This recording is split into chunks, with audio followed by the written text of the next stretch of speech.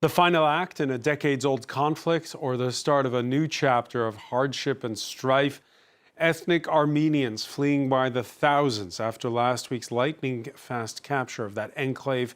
They're dismissing guarantees for their safety by Azerbaijan's president, in part because of a long history of bloodshed and ethnic cleansing by both sides, in part because of Ilham Aliyev's choice of company and location for that offer of reassurance. Azerbaijan has an enclave of its own inside Armenia. Nakhchivan, and Baku has a backer, Turkey, and its president, Recep Tayyip Erdogan. The pair were in Nakhchivan on Monday, with traditional mediator Russia showing the cold shoulder these days to Yerevan. What prospects for EU-sponsored talks and, more broadly, for a peace that can last? Today in the France24 debate, we're asking what next for Armenians. Joining us is Asia Minor political analyst Laurent Lelekian. Thanks for being with us. Thank you. From Baku, Javid Aga, journalist at BNE and Telenews. Welcome back to the show. Hello again. From Istanbul, he's a former U.S. ambassador to Azerbaijan, former mediator, Matthew Bryza, today board member of the Jamestown Foundation think tank. Good to see you. Great to be with you. Thank you. We'll be joined shortly by Georgia's former Minister of European Integration, Thornike Gordadze. The France24 debate, where you can join the conversation you have on Facebook and Twitter, hashtag F24debate. Yeah, it's an exodus compounded by a tragedy. Monday's explosion at a crowded gas station outside the regional capital of Nagorno-Karabakh, Stepanakert. The death toll has now surged. It was 20 killed. It's now 125. They'd been lining up for desperately needed fuel to get out. The Red Cross had earlier tabulated hundreds of burn victims. Russian peacekeepers have set up a mobile hospital. Some 700 patients spent the night of Monday to Tuesday there. Laurent Lelekian, your reaction to the news of this soaring death toll from that explosion? Well, first, it's a drama, inside a drama, because there is the war, the starvation, the aggression, bloodshed, and now this explosion. It's only believable that this explosion could come by chance at the time of an aggression. So I have no clue to say that it is because of this or because of that, but the fact that the state of Artsakh, of Karabakh, has disappeared because of this aggression is clearly linked to this explosion, and also maybe with some sabotage. I don't know what is the reason. So no proof of the sabotage at this point, but no. Certainly there were long lines outside this gas sabotage station. or maybe just the lack of maintenance because of the falling of the state. So that's the problem. The problem is also that we have no journalists allowed, I mean Western journalists, allowed to go there. And so we have no exact information on what's occurred.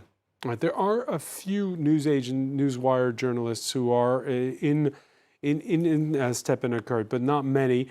What we do know is that more than 20,000 have now fled to Armenia through the only land corridor linking to Nagorno-Karabakh. Many of them are women and children. Lisa Kamenov reports. At the border between Armenia and Azerbaijan, cars and trucks arrive one by one, packed with displaced families fleeing Nagorno-Karabakh, like the majority of the enclave's population. At the border, people anxiously wait for their relatives to arrive. How can we go back? Our Karabakh will no longer exist.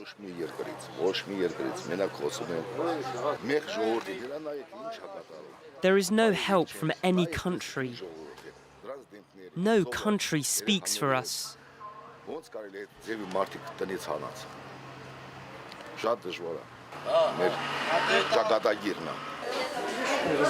Exhausted from their journey, they register with the Red Cross inside these tents, are given food and drink before heading for towns across the region, like Goris, just 25 kilometers away.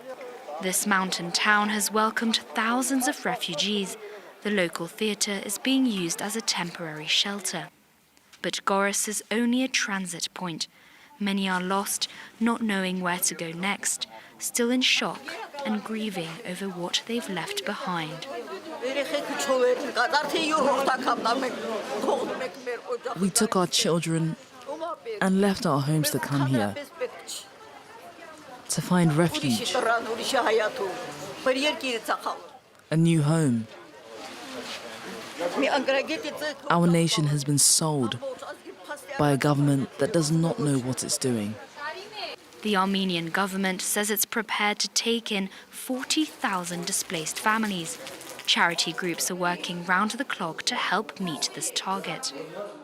Of course, I feel quite overwhelmed because the situation is quite difficult. They are arriving like a lot of refugees, and I'm not sure if our country is quite ready for that. And we as a fund, we're trying to help refugees as much and as fast as possible. Humanitarian aid will become more and more urgent as authorities expect an influx of refugees in the coming days. Matthew Brizov, 40,000 Yerevan says it can take in. They're already halfway there. This is a sizable proportion of an enclave that was an estimated 120,000 people living there. Your thoughts on this exodus?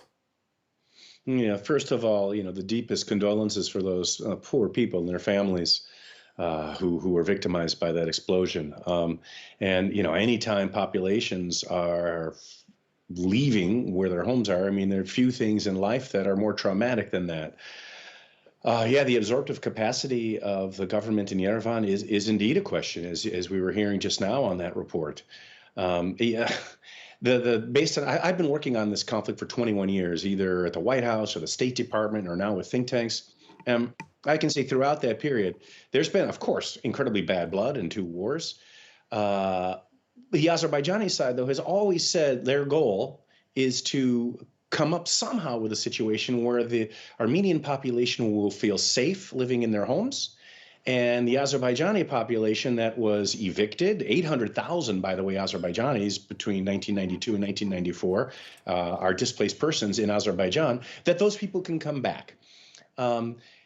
Of course, I understand the deep distrust on the part of the Armenian population that's leaving. I mean, there's been such brutality, and revenge is a powerful motivation.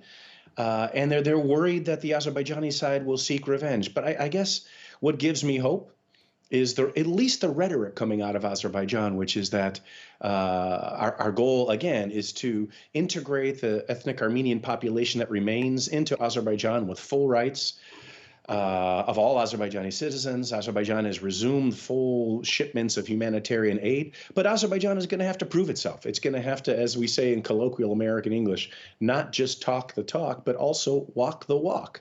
And the main thing is that there not be a sense on the Azerbaijani side of revenge for the 800,000 Azerbaijanis that were banished back in the early 90s. And so far, we're not hearing that. So thank goodness. Javid Aga, you're in Baku. What's the feeling there at this particular point in time?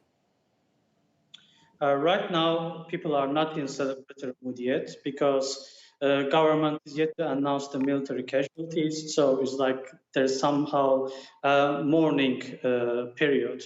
But as for the refugees, people are keen to see these events from the lens of 19th events, when the first Azerbaijani refugees came from, or IDPs in that sense, came from Karabakh.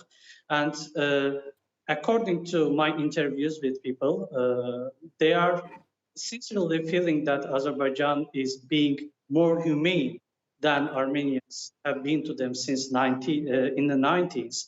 And most of them, for them, it was not something like unexpected. They actually expected them to move, and only a handful of them stay.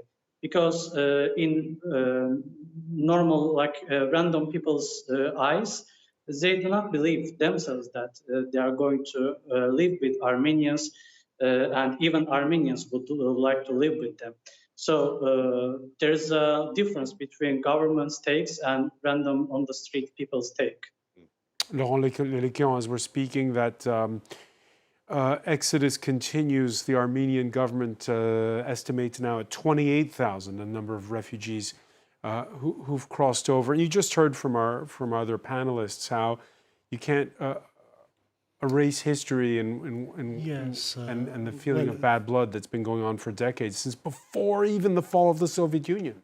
Yeah, but to come back to the figures that have been put forward, when we talk about 800, Mr. Breza said, 800 refugees from Karabakh, that's not the United Nations figures. It was 600, and not from Karabakh and Armenia at the time being, at Soviet Armenia. Most of them were from Soviet Armenia. And there were also some Armenians in Azerbaijan that fled also. They have been integrated in the Armenian society. They have not been, Armenian refugees from Azerbaijan have been integrated in Armenian society. Azerbaijani refugees from Armenia and from Karabakh have not been integrated in the rich Azerbaijan state and society. And they have been, on the contrary, maintained in their state of refugee to be weaponized, to be used as a political tool. And that's a first thing. Now, there is also a tragic record from the state of Azerbaijan that is doing what it is saying. So when Mr. Aliyev say we will chase the Armenian like dogs, when there is this park of trophy, which he hasn't said in the last week. Yeah, but we can, there have been an indoctrination of most of the population. Maybe not Mr. Javid Agha or some others. There are some dissidents, by the way, but most of the population have been deeply indoctrinated for decades, and now building trust, building confidence is clearly impossible. Dornike Gordadze?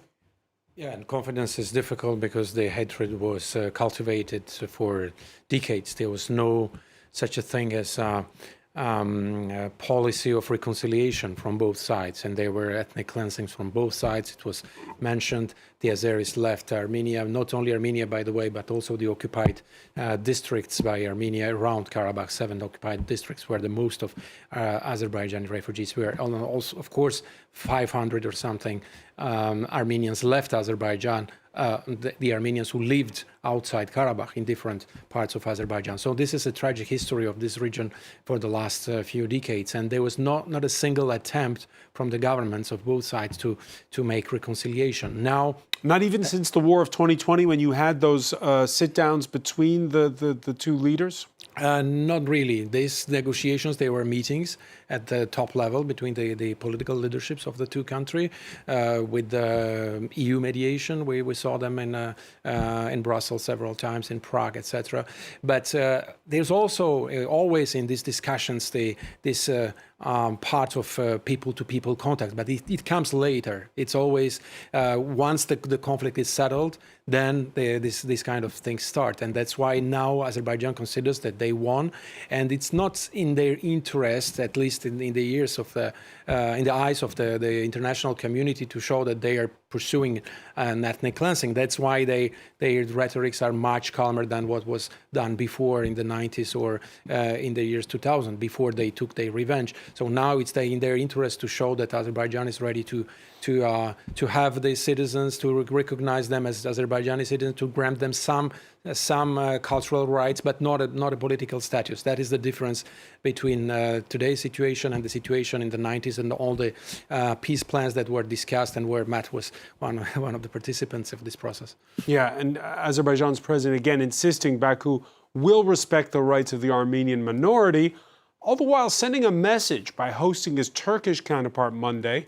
Turkey, whose support was instrumental in the 2020 war, in the Azeri enclave of Nakhchivan. Now, the pair have long called for a land corridor along Armenia's border with Iran. Charlotte Hughes has more on that. Cheers and applause as the presidents of Turkey and Azerbaijan launched the construction of a gas pipeline to a Turkish province from Nakhchivan, where the meeting took place. It's one of the official reasons for President Erdogan's visit to the Azeri exclave.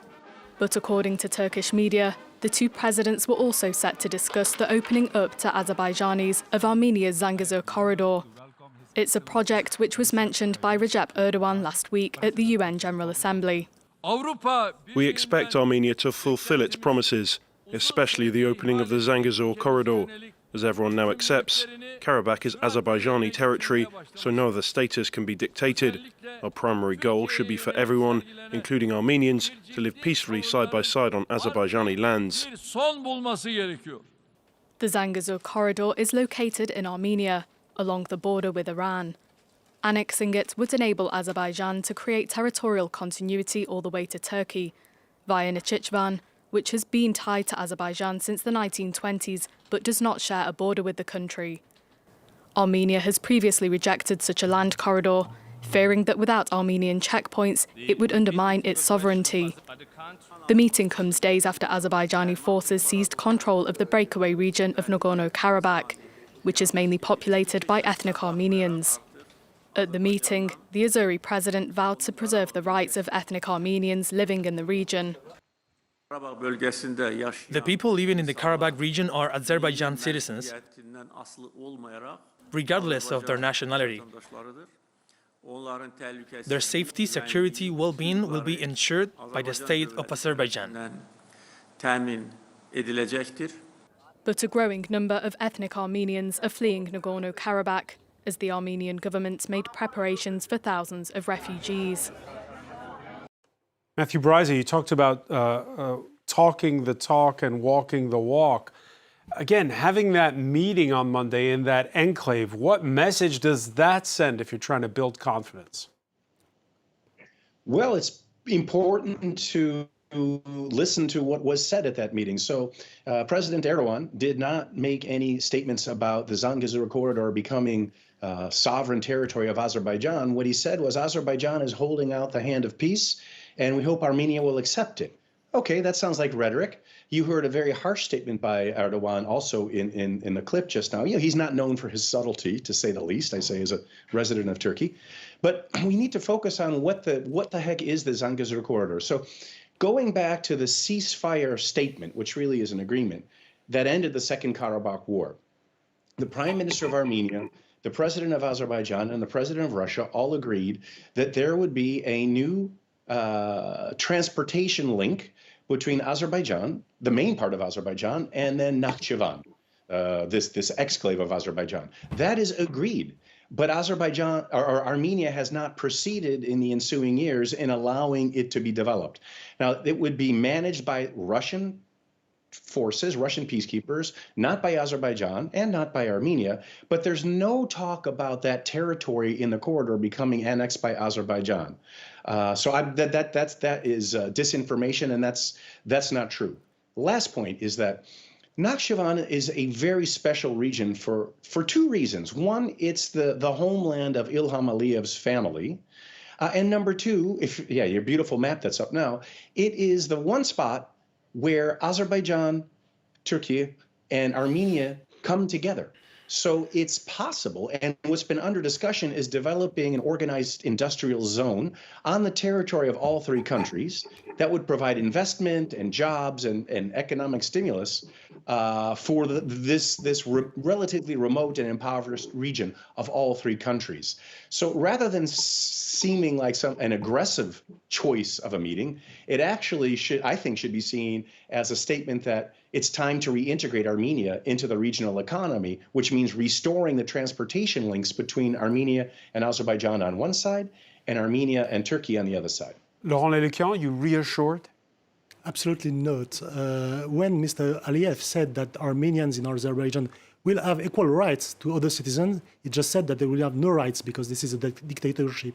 So people there have no rights. So saying that Armenians will have the same rights, plus this inclination to hatred towards Armenian, means that they will have no rights.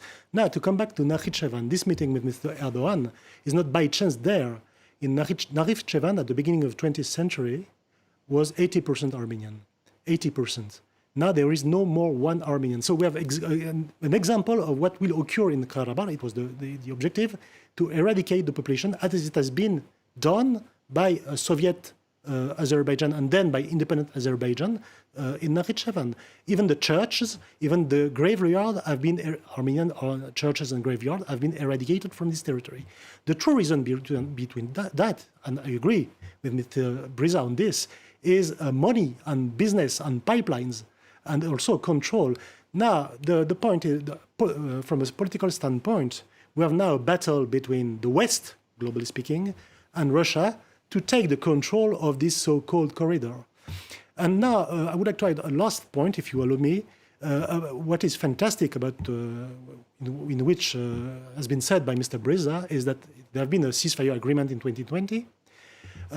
Azerbaijan violated each of the points of the 1 to 7 or 8 points of the agreement, and now they pretend Armenia to respect the last one. That's incredible, no? That's a really cynicism. But it's not true. It's not true. That's utterly false. Well, they were supposed to keep the Russian peacekeeper along the Lachin corridor to stay and keep the Russian base up to 2025 to avoid using forces. All this has been violated. So that's not true. The Russian peacekeepers are there, and their mandate was not to intervene on Azerbaijani territory against Armenian which peace? There is no peace. Illegally on Azerbaijani territory. But it is a fact, Matthew Breza, that there's been a 9-month blockade of Nagorno-Karabakh before last week's offensive. I'm not here to defend Azerbaijan. I'm here to defend the truth. And what was just said, that all 8 other points have been systematically violated by Azerbaijan, is utterly false. I'm a former mediator. Words matter. Those points were won in the ceasefire statement through the blood of soldiers and civilians. And it's reckless, and it's a disservice to them to make a false claim that Azerbaijan has violated every one of those points. That's just utterly false. Javid Aga, let me ask you, you heard Laurent Lélequian talk about gas pipelines. How much of this is about money? Well, there was a new development today. Erdogan made a press briefing with Turkish journalists on his return from Nakhchivan. And during his comment on Zangezur corridor, he said that we are working on this with Armenia, and if Armenia does not accept it, Iran is ready. Iran is looking positive for it. So if it is not going to be through Armenia, it will be through Iran, and they are looking positive at it. So it was about the railway, but I believe that it applies here too. So it's because of that, because of the fact that ceasefire agreement, the situation that it was signed does not apply, and there is no corridor anymore. So there's no point for Zangezur corridor anymore. It was tit for tat situation, and Azerbaijan looked at this through the perspective of a corridor, because there was wording was that unobstructed traffic. But on the agreement, there was a precise wording on Lachin corridor. This was the point that sides had a debate and had not understanding with. But so are you saying that Turkey has softened its line by saying, look, we can use Iran instead? Yeah, the Azerbaijani media have been writing about this for a while, and they have softened their stance. And I guess it's because they do not want to, the government does not want to overextend its abilities, especially the military abilities, and because it still has to rebuild Karabakh, and there are still military casualties. There is a war. I think that, especially after Erdogan's press briefing today, we have at least hope that there is going to be less escalation now. Tornike Gordadze, do you share that hope? Yeah, I think there are 2 points that explain this softer stance from Turkey and also Azerbaijan. First is that both countries, and especially Azerbaijan, don't think that going in a military way, forcing Armenia to open this corridor and even occupying that part of Armenian territory will have much worse consequences for Azerbaijan than just taking over Karabakh, which according to the international law still was considered by the whole international community is a part of Azerbaijan. So there were some criticism about the human rights, etc., the rights of the refugees, the rights of the local Armenian population. But at the end of the day, according to the international law, Azerbaijan is right. But if Azerbaijan goes in Zangezur, which is a sovereign territory of Armenia, then the reaction of the international community will be much different, and Azerbaijan will face much stronger reaction. So that's why it's not in Azerbaijan's interest, and that's why I think, and it's the second point, both countries, Turkey and Azerbaijan, trying to create an incentive, economic incentive to Armenians, telling them that you should accept this deal because it's better for you. It will help you also to open up with Turkey, open the borders with Turkey, attract Turkish investments, and it will help you at the end of the day to depend much less on Russia, which is a huge problem especially for the current leadership of Armenia. So I think that the first stage is to create some incentives and to motivate Armenians to accept this in a peaceful way, and let's see what will happen later. There is already the road through Iran. It already exists, and the Azerbaijani trucks and cars go through Iran to go to Nakhchivan. It already exists, so I think they can use it again if the situation is blocked there. All right, so you're saying a carrot after the stick, an isolated Armenia looking for all the outside help it can get. Prime Minister Pashinyan on Monday welcoming Barack Obama's former UN ambassador, Samantha Power, who for the Biden administration today heads the International Development Agency, USAID. On Sunday, the Armenian PM taking direct aim at Russia's, well, I guess you could call it Russia's equivalent of NATO, the CSTO, for failing to stop the overrunning of Nagorno-Karabakh. It's become evident to all of us that the Collective Security Treaty Organization tools and the tools of the Armenian-Russian military political cooperation are insufficient for protecting the external security of Armenia. Moscow quick to rebut in remarks on Monday by the Kremlin spokesperson. We categorically disagree with the attempt to place responsibility on Russia, especially on the Russian peacekeepers, who are showing real heroism in carrying out their functions under the mandate. No one can reproach the peacekeepers for doing something wrong. We will never accept that. Armenia remains our ally.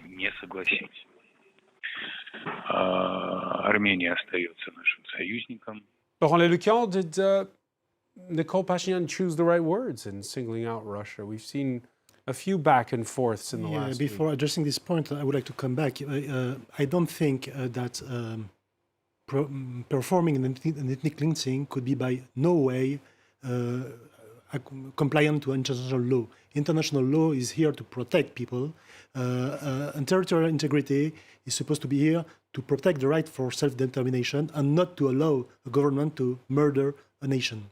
This being said, Armenia accepted the idea of this southern corridor under Armenian sovereignty with some Russian, also with Russian guards, not under Azerbaijani sovereignty. That's the key point. I don't think that it would have been a problem under this condition. Now, to come back on the true issue, there are two options about this corridor, either by Armenia or, as it has been said by Mr. Ara, or by Mr. Goradzadeh, by Iran. That's a battle of will. The question is not where is the road. The question is who will control the road. But what about Russia now? Because how does Armenia handle Russia? Since Russia was especially supposed to be the guarantor of that. Yeah. Russian peacekeepers, we've seen them in the last 48 hours helping civilians in Russia was supporting the Russian interest in the region and not more. So Mr. Pashinyan was, to some extent, quite naive to bend toward the West 2 or 3 years ago. Is he naive to criticize Russia today, or is he right? Well, I don't know what he can lose more.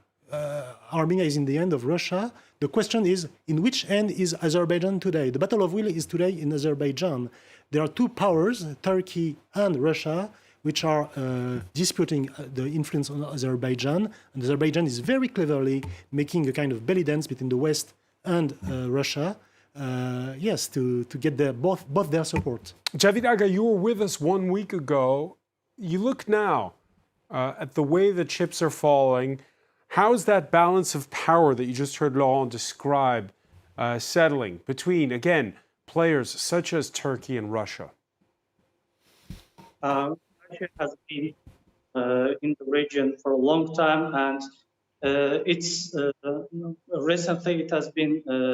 I guess there was Minister of Foreign Affairs that released a statement accusing Armenia of shifting towards like West and blamed Pashinyan actually that it was basically your fault because you accepted territorial integrity and you accepted Azerbaijani ownership of Karabakh. So there was nothing should do. And I think that this actually shows the Russian interest in the affair. If you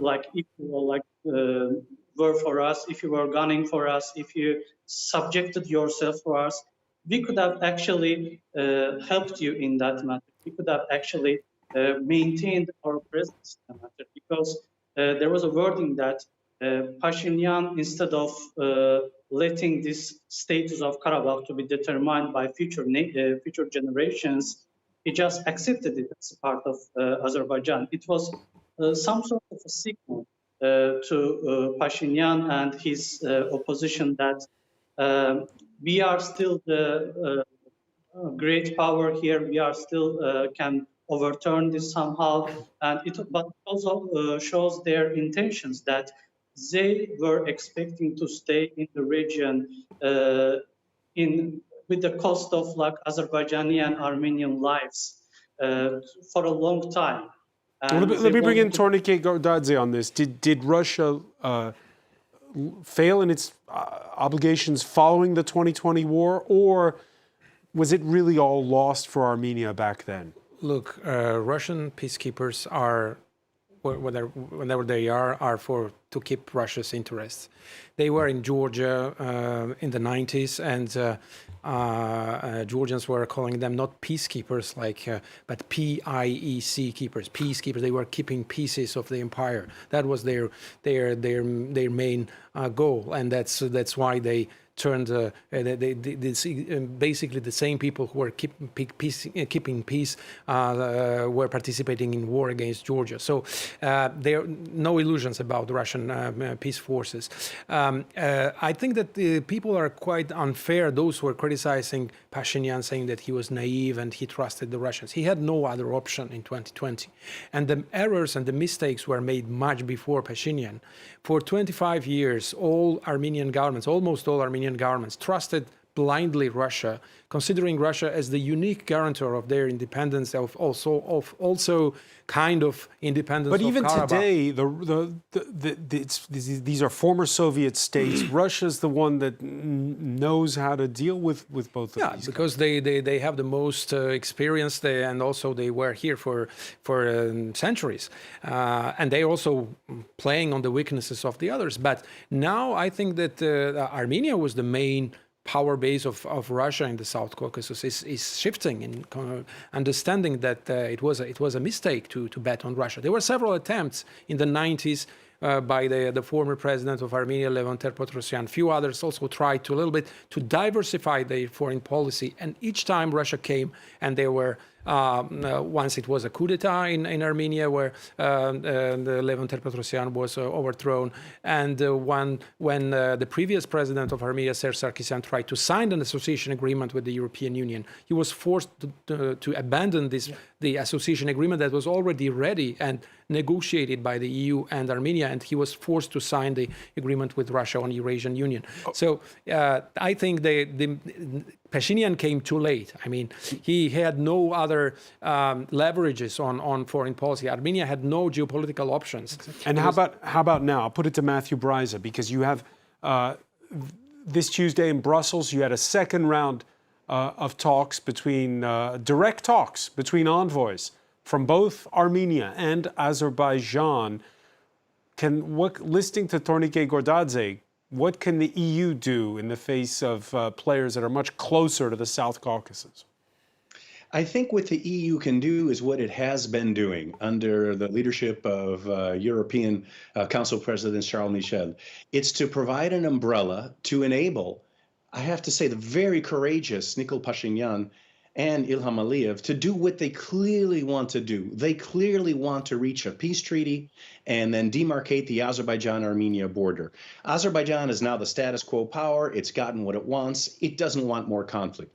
Nikol Pashinyan, at tremendous risk to himself politically and even physically, has agreed to ceasefires that he had no choice but to agree to, from my perspective, analyzing it from a political military perspective, and now has jettisoned Russia, as we've been saying, as Armenia's key protector, frankly, against Turkey and Azerbaijan. So Nikol Pashinyan is all in. He needs a peace treaty, and to get there, he needs political cover. And the European Union and Charles Michel can provide him that political cover to reach the agreement that he seeks for his country, so that Armenia will live then a more prosperous, safe, secure, normal life. But what if Russia doesn't like it? Well, Russia doesn't get a vote. Russia may try to mess things up, but Russia's got a lot on its plate right now. It still has military bases in Armenia, though. It does, in Gyumri, it does. It does. It's got a lot on its plate, though, right now, with a disastrous war in Ukraine. So in my experience as the mediator, I always felt that the Russian side was constructive, even at the point of Minister Lavrov, creative, trying to get to a framework agreement, and as cooperative with us on Karabakh as they were intransigent on Georgia.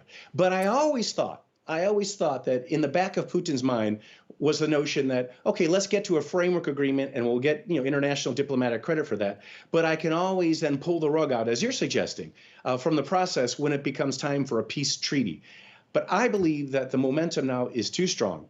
The situation has changed too much for Putin to be able to block a peace treaty if Pashinyan and Aliyev and the peoples of Armenia and Azerbaijan want it. Unless... Laurent Lelekian, you agree with that? Not really. Not really. Indeed, in this affair, I think that we are in a novel of Agatha Christie, the murder of the Orient Express. Armenia has been murdered and is being murdered by all the stakeholders. Yes. You just spoiled, but go on. Yeah, yes, for sure. I agree with Mr. Gordadze. The predecessor of Mr. Pashinyan relied completely on Russia, but at least it was safe for Armenia. Of course, it was not democratic, it was maybe corrupted, and so on and so forth, but it was safe. And the exchange, Mr. Pashinyan tried to get rid a little bit from this power of Moscow, and it has been punished. Armenia has been and Artsakh, Karabakh have been severely punished. And this is a strong message for all those countries which are in Central Asia, in Africa, which are not full-fledged democracies. The message is the following. Okay, if you try to become more democratic, do it at your own risks. You will be alone. Right, but can EU mediation go anywhere? Or you were describing what the historical precedent. At some point, does Moscow just pull the plug? There is no negotiation. There will be a capitulation of Armenia. The question is to know if this capitulation will be EU-sponsored or Russia-sponsored. That's a battle of win between these two powers, and there is no good power and a bad power. Yeah, I think that now it'll be a capitulation either way. I don't know if I would call it capitulation, but the conditions for Armenia will be difficult. But on the other side, that's why I think European Union can do something, is to offer something to Armenia. We know that the current Armenian government and also the majority of the population are pro-European. They are really tired with Russia, with the semi-colonial dependence they had with Russia for the last 30 years since they are independent. Pashinyan came to power because of that, because of the Armenian population and the youth that were really tired of Russia. Well, that was one of the main issues.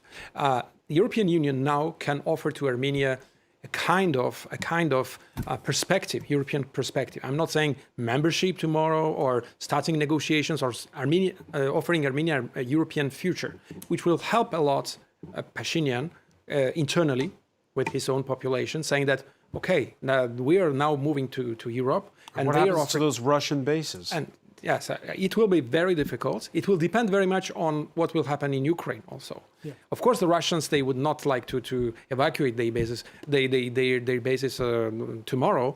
There are also very strong economic ties between Armenia and Russia. It will be very difficult to cut them because in the 90s, when Armenia was bankrupt, Armenia had a huge debt towards Russia, and Russia bought all Armenian. And there are cultural ties. The Kremlin spokesperson saying that's that, what they there are like more Armenians in Russia than there are in Armenia. Yeah, that's true, but also there are almost 2 million Azeris also in Russia. So this is not the only question. The question is that military influence and economic influence. Russia controls most of Armenian strategic enterprises that they got for nothing in the 90s because Armenia had a huge energetic debt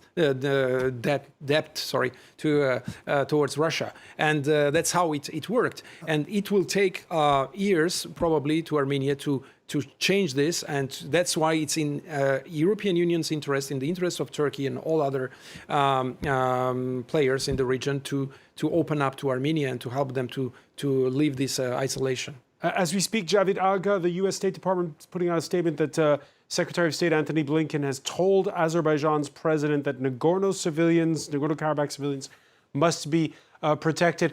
Is that water off Baku's back? Does the U.S.'s opinion matter? I don't think so.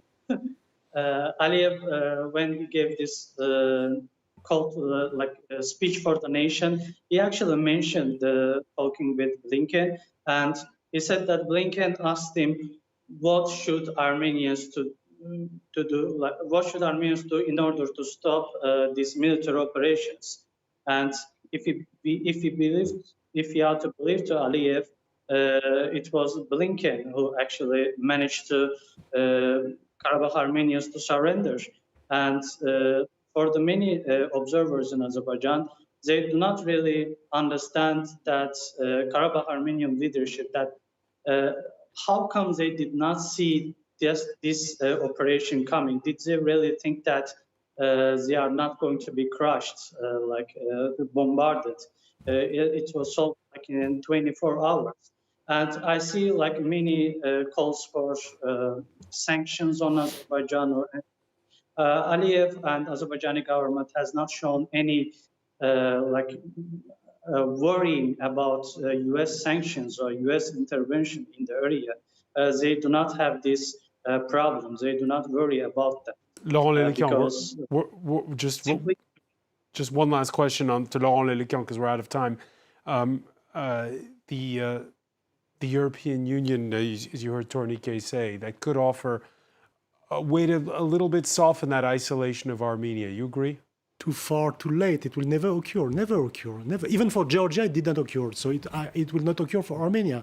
I agree with Mr. Gordadze that nowadays Armenia has left all its leverage in Moscow, contrary to Azerbaijan. And a last word, maybe a last word. If the Armenians of Karabakh were insisting on the status to be independent, it was not by pride, it was for their very security reason, and it has not been granted by any European country or neither by the USA. I just learned that today Joe Biden recognized the Cook Island and the Niue Island, 17,000 inhabitants, somewhere in a small teeny island in the Pacific, of course, for economical reason. They could have given this security to Karabakh and Armenian, and they didn't. We'll have to leave it there. Laurent Lelekian, I want to thank you so much. I want to thank Tornike Gordadze, Matthew Bryza for being with us from Istanbul, Javid Aga in Baku. Thank you for being with us here in the France 24 debate. Thank you.